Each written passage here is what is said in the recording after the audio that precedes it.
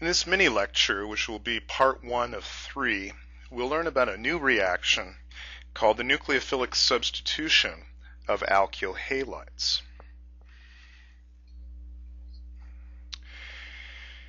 If we have an alkyl halide, which is here in the center, and we react it with a nucleophile being a species that's an electron pair donor, there are two sites in the molecule where the reaction could occur. We learned that the carbon-bromine bond is polarized, such that the carbon is partial plus, X is partial minus. One site where the nucleophile could react is at the carbon atom. And if this occurs, we replace the X atom with a nucleophile. Since the only thing that happens in this reaction is that we replace one group with another, we call this a substitution reaction. Depending upon the nature of our nucleophile, another reaction might occur. And that is that the nucleophile might actually attack a hydrogen atom. Specifically, a hydrogen atom on a carbon, one removed from the carbon with the halogen. A convenient way to identify these carbons is to say that the carbon with the halogen is the alpha carbon. Any carbon attached to the alpha carbon is then referred to as a beta carbon. So we have alpha and beta carbon atoms. Alpha with the X, beta attached to the alpha. And so we can describe this a little bit more carefully now. A beta hydrogen is lost at the same time we lose a halogen, X, from our alpha carbon. And in this case, we go from sp3 hybridization of our carbon atoms to sp2 hybridization in our product, which is an alkene. Since we've had a decrease in the p character, the number of p's in our hybrid orbital, this is referred to as an elimination reaction. So we're going to be learning throughout this unit how can you predict whether a reaction is going to go by substitution or by elimination. And then once we are able to predict this, we're going to add on an additional layer of complexity, which is what mechanism does the substitution reaction go by, and what mechanism does the elimination reaction go by. So let's look at some of the parameters that affect whether we see substitution or elimination. So substitution is favored when our nucleophile is a good nucleophile, and we'll describe that in part 2 of this mini lecture. But most importantly, the nucleophile must be a weak base. We'll define a weak base as being a nucleophile whose conjugate acid has a pKa of about 14 or less. Once we have a substitution reaction, we have two different mechanisms by which the substitution reaction might go by. We've come up, as the organic chemists have defined those mechanisms by two terms, SN1 or SN2. And we're going to see that whether the reaction goes by SN1 or SN2 has an important implication from the standpoint of the stereochemistry of the reaction.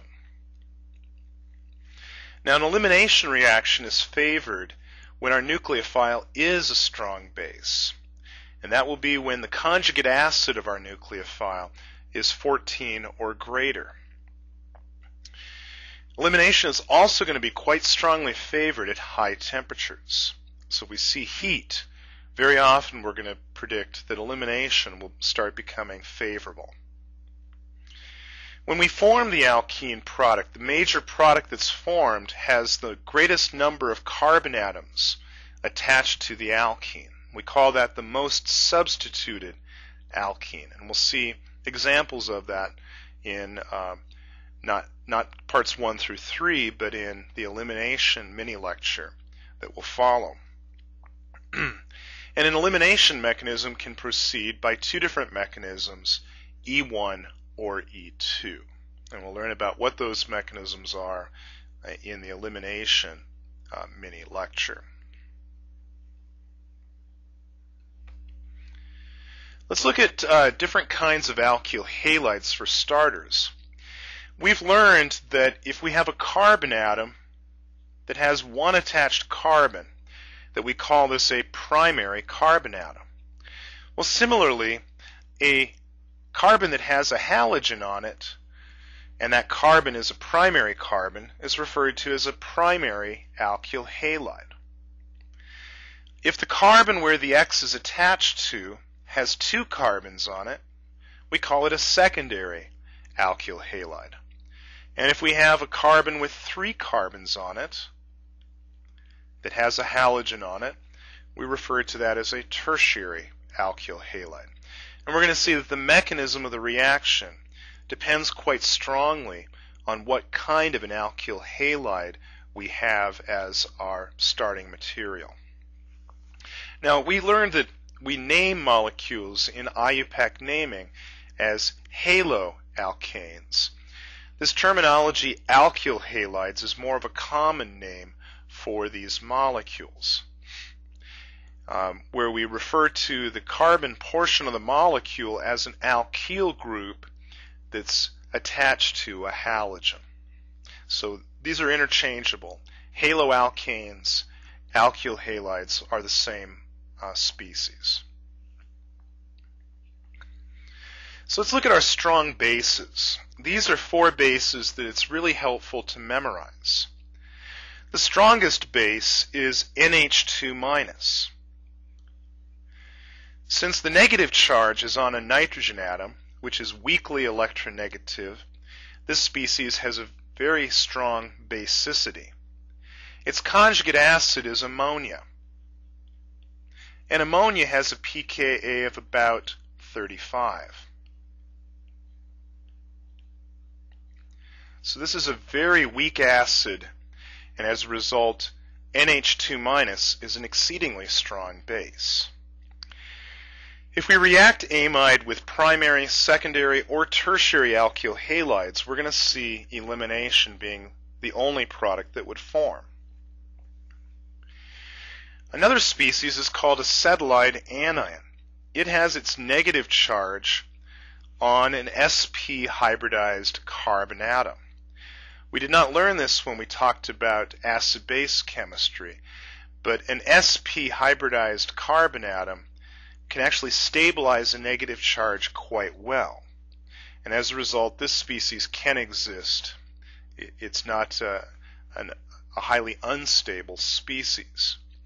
But since the negative charge is on a carbon atom, this is quite a strong base. The conjugate acid is an alkyne with a carbon-hydrogen bond where the negative charge was. And the pKa of species like that are about 25. So the conjugate base is an exceedingly strong base. Now the end of this line here we could say is a wild card. Anything could be on the end of that line. The important thing is that we have an sp hybridized carbon attached to another carbon by a triple bond, and that first carbon had a negative charge on it. Now acetylide anions will do substitution as long as the alkyl halide is primary, but they will do elimination if our alkyl halide is secondary or tertiary. An alkoxide is the conjugate base of an alcohol. And alcohols have a pKa of about 15 to 18.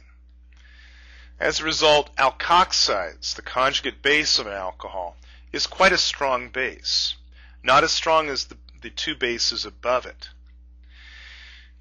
The negative charge is localized on an oxygen atom, and as a result, it actually is fairly stabilized by the electronegativity of the oxygen atom. The carbon can have three groups on it, which could be anything. Wildcards. And so an alkoxide will do substitution with primary, occasionally with secondary, but will predominantly do elimination with secondary and tertiary alkyl halides. especially if heat is applied. The final base is hydroxide. Its conjugate acid is water, and water has a pKa of about 14. And as a result, hydroxide is a fairly strong base.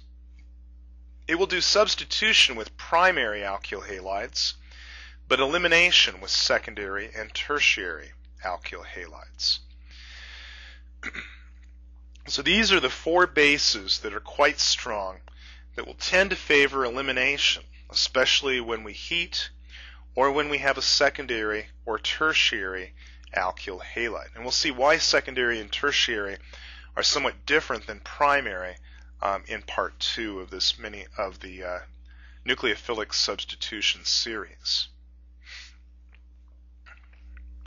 Let's look at some of the weak bases. A thiolate has a sulfur with a negative charge on it attached to a carbon. The conjugate acid of this molecule is a thiol functional group, and the pKa of thiols is approximately 9. The SH bond has a pKa of about 9. So this is actually a fairly weak acid, a fairly strong acid, and as a result, thiolate is a weak base. Hydrosulfide, HS-, has as its conjugate base H2S. H2S has a similar acidity as a thiol, and as a result, hydrosulfide is also a quite weak base. The conjugate acid of cyanide is HCN, which is a weak acid. Weak from the standpoint of mineral acids, but strong from the comparison to the acids on the previous slide. So as a result, cyanide is a weak base.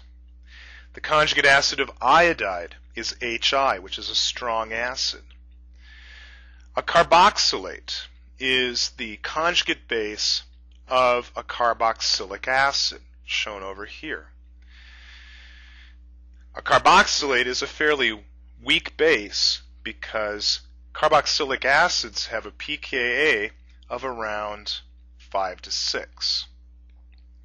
Both carboxylates and carboxylic acids can act as nucleophiles, and both are very weak bases. Finally, an amine can act as a nucleophile at the nitrogen atom, and an amine has a conjugate acid of an ammonium ion, and the pKa of the conjugate acid of an amine is approximately 9. And so an amine is a very weak base as well. All of these will make excellent nucleophiles, and since they're weak bases, they will favor substitution. Let's look at how product structure is influenced by the structure of our nucleophile. If we have a acetylide anion, our carbon atom bears the negative charge and our lone pair, and as a result, it is the nucleophile. This nucleophile can react with an alkyl halide, which is our electrophile, and we displace the X-, generating our product, which now has a carbon-carbon bond. One of the carbons, the one on the left, came from our nucleophile, and the one on the right came from our electrophile. So we'll always form a carbon nucleophile bond in substitution reactions. So this allows us to be able to make internal alkynes, because now the triple bond is contained in the backbone of a molecule with a carbon attached to it on the right. Now cyanide has a carbon atom that is negatively charged, and it has a lone pair on it. As a result, it's a good nucleophile. And it can react with an alkyl halide, which is a good electrophile, to form a carbon-carbon bond. And now our product has the nitrile functional group in its structure. So this is an excellent way to make molecules that are possessing a nitrile functional group. So in both of these cases, a carbon atom was our nucleophile. Immediately to the right of carbon in the periodic table is nitrogen. We'll come back to it. And to the right of nitrogen is oxygen. Let's look at a couple of nucleophiles that are oxygen atoms. Hydroxide, OH-, has a negative charge on the oxygen, and the oxygen has 3 lone pairs. As a result, hydroxide is an excellent nucleophile, but at the same time, it's quite a strong base. Since this is the nucleophile, it can react with an alkyl halide, which is our electrophile, to form a carbon-oxygen bond. The OH group of the alcohol functional group that we form comes from hydroxide. Water can also act as a nucleophile. It has 2 lone pairs on its structure. It does not have an overall negative charge, but it can act as a nucleophile and react with an alkyl halide. And in this case, we get exactly the same product, an alcohol. The other product that we would form would be a proton associated with X-. So we would form H+ and X- in the second reaction, whereas in the first one we would simply form X- as the product. Another example of an oxygen nucleophile is an alkoxide. And an alkoxide is the conjugate base of an alcohol, and it possesses a negative charge and 3 lone pairs on the oxygen atom. As a result, the oxygen is an excellent nucleophile and a strong base, and it can react as a nucleophile with our alkyl halide, which is an electrophile. Now notice we've got an Nu, meaning a nucleophile, and an Na+. The Na+ is simply the counterion that goes along with the oxygen minus. We can't put anions alone in a bottle. We have to put them in as the form of a salt. Well, since our oxygen had 1 carbon on it to begin with, and it's going to gain a 2nd carbon as a result of reacting with our electrophile, an alkyl halide, we form a carbon-oxygen-carbon bond in this reaction. And so this is an excellent way to synthesize ethers in the laboratory by reacting alkyl halides with alkoxides.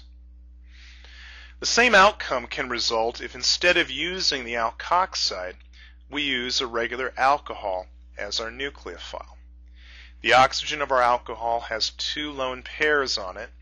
It can also act as a nucleophile, and as a result we can form a new carbon-oxygen bond between our alcohol and our alkyl halide, and our other product in this case is going to be HX. So both approaches are good ones for synthesizing molecules that have an ether functional group in their structure. Let's look at another type of oxygen nucleophile. This is what's called a carboxylate.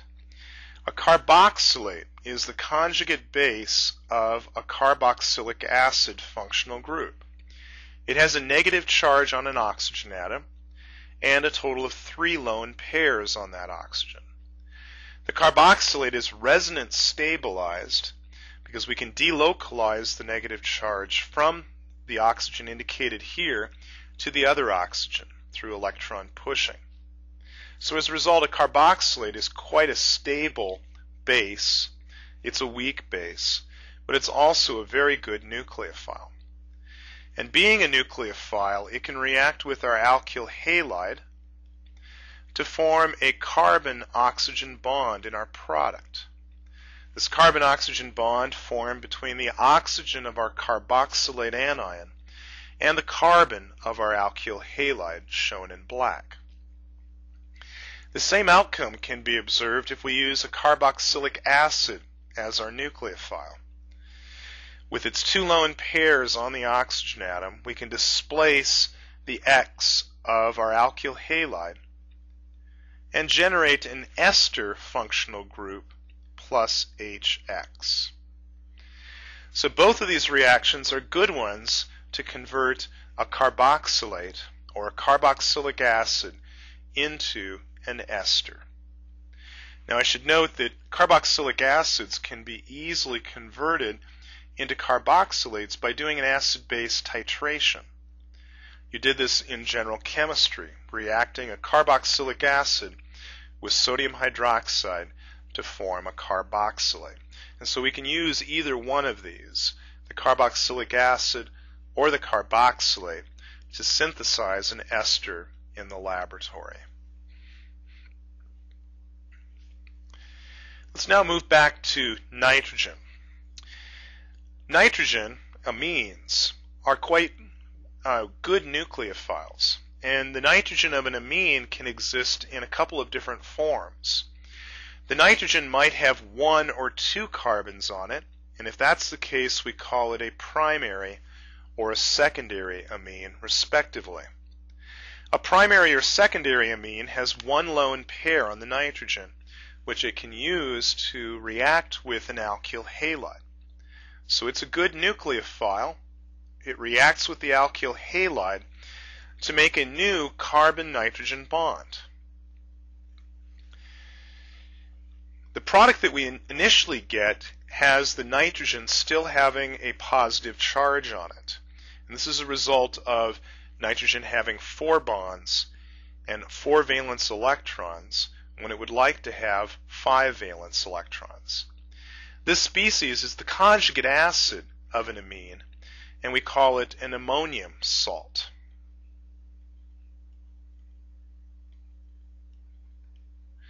An ammonium salt can be converted quite readily to the free amine by reacting with sodium hydroxide. Sodium hydroxide pulls off the hydrogen and leaves the nitrogen with its lone pair. So this is the product that we observe if our starting material was a primary or a secondary amine, a nitrogen with 1 or 2 carbons on it. The same reaction could occur with ammonia, NH3, and in that case we would end up with an amine that had a pair of hydrogens on it.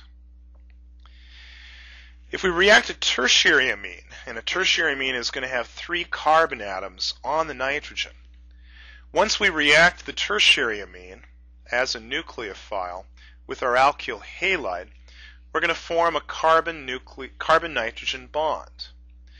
But as a result of the remaining 3 groups on the nitrogen being carbon, there's no way to use acid-base chemistry to return the nitrogen to a neutral species. And as a result, we call this a quaternary ammonium salt. Quaternary because now we have 4 carbons attached to the nitrogen. Sometimes we call it a tetraalkyl ammonium salt. And species like this are excellent detergents. They're called cationic detergents, and they have a positively charged nitrogen as part of its structure. So the outcome with an amine depends upon whether the amine is ammonia, primary, secondary, or a tertiary amine. Let's look at another nitrogen species, which is called the azide anion. The azide anion is really quite a dangerous anion. It's toxic. It will bind to hemoglobin and to the electron transport chain and prevent electron transfer, and as a result, shutting down the body's ability to generate energy. Well, the azide anion has 2 negatively charged nitrogens with lone pairs on them. And so either end of the azide anion can act as a good nucleophile towards an alkyl halide, and in the process we would make a carbon-nitrogen bond. This product, an alkyl azide, tends to be a fairly dangerous molecule in its own right. They can be explosives, and many times they're carcinogenic. If instead of using a nitrogen as a nucleophile, we use a phosphorus as a nucleophile, we do not have an amine, this is an error on the slide, we have what's called a phosphine. Phosphine is the analog of an amine with the nitrogen replaced by a phosphorus. The phosphorus, being right below nitrogen in the periodic table, will also have a lone pair on the phosphorus atom. And as a result, it's a good nucleophile. Our alkyl halide is a good electrophile. And in our product, we can form a carbon-phosphorus bond, carbon-phosphorus single bond. The phosphorus goes from being a neutral atom to being a positively charged atom.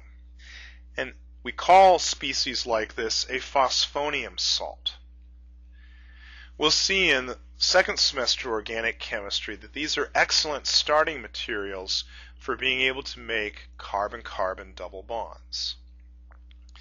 So in summary, every time we have a nucleophile that is an atom carbon or an atom other than carbon, and we react it with an alkyl halide, we will make a carbon nucleophile single bond in the reaction. And all that we need to remember is that the structure of the nucleophile simply gets mapped into the structure of our product, with the atom that's the nucleophile being attached to the carbon of our alkyl halide. Halogens can be nucleophiles as well. Now this is a little bit of an interesting situation because we've already got an X atom in our alkyl halide. Why would we want to replace our X atom with another X atom? Well, there's some situations where we would find this beneficial. For example, if we had a bromine or chlorine on our alkyl halide and we react it with iodine, we can now make what's called an alkyl iodide. These molecules are much more reactive than alkyl halides made from bromine or chlorine. And so these species are much better at being able to use in a substitution reaction. So the first reaction is a particularly useful one. The second reaction, though, is not used, but it can happen under reaction conditions. For example, if we had an alkyl halide where we had bromine attached to our carbon, we could replace it with another bromine. Well, this has no effect. We don't see any new product being formed from our starting material, but this has implications from the standpoint of the mechanism of the reaction and what can happen to the stereochemistry at the carbon atom. An alkyl chloride, with a chlorine being the X atom, will also undergo this reaction. Let's look now at molecules that we can form using nucleophiles that have a sulfur atom as the actual negatively charged atom. Na plus SH minus is sodium hydrogen sulfide. And in this molecule, the sulfur has a negative charge and a total of 3 lone pairs in its structure. So the sulfur atom is quite a good nucleophile, and it will react with our alkyl halide to form a carbon-sulfur bond. And we now have a way, with this reaction, of introducing a thiol group into an organic molecule. Now, thiol chemistry and sulfur chemistry in general is really a foul area of chemistry to work with. They're very, very foul smelling and will penetrate clothing and probably not very good for your social life. If we react an alkyl halide with the conjugate base of a thiol, a thiolate, we can now make a carbon-sulfur-carbon bond. And this type of group we've referred to as a sulfide functional group. Another name for it is a thioether, because instead of having an oxygen, we have sulfur which we use the thio to indicate that sulfur is present. So if we use a thiolate, the sulfur has a negative charge and 3 lone pairs on it, and it can act as a nucleophile toward our alkyl halide to form a carbon-sulfur bond, a new carbon-sulfur bond. So this is a very versatile reaction. We can make a large number of different functional groups by simply changing the structure of our nucleophile.